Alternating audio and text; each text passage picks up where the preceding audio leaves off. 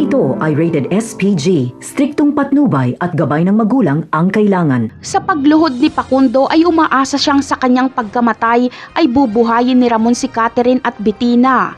Pero desperado si Ramon na ubusin ang lahi ng mga kabalyero. Susubukan naman ni David na iligtas si Catherine sa kamatayan kaya magprepresenta siyang siya ang papatay kay Facundo. At nang sa ganon ay mapatunayan niya ang kanyang katapatan at hihilingin niyang hayaang mabuhay si Catherine dahil kontrolado niya naman ito. Kaya itututok na ni David ang kanyang baril sa sentido ni Facundo. Dito ay magmamakaawa si Bettina at Catherine. Isusumbat ni Bettina ang mga ari-arian na ibinigay niya kay David. Pero sasagot si David na ikakabigla at matutulala si Olga. Dahil sasabihin ni David na ang binigay ni Bettina sa kanya ng mga ari-arian ay kabayaran lang sa pagpatay niya kay Samantha.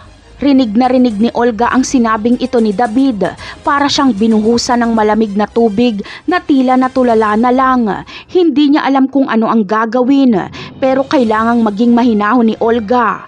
Ang importante ay alam niya nang si David ang pumatay kay Bubbles na utos ni Bettina. Parang nag-alaga si Olga ng ahas. Siya ang bumuo sa pagkatao ngayon ni David, pero ito pala ang papatay sa kanyang anak. Samantala, magkakagulatan ng Montenegro at Caballero dahil biglaan silang raratratin nila Tanggol. Gusto agad ni Tanggol na mabigyan ng hustisya ang pagkamatay ni Elsa kaya hindi sila uuwi. Makikipag-ubusan din sila.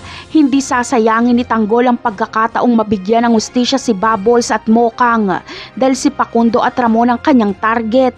Pagkakataon na ito ni Tanggol dahil nasa iisang lugar ang dalawang pamilya na dapat niyang paghigantihan. Napakarami pa nating dapat abangan sa mga susunod na episode. Paalam!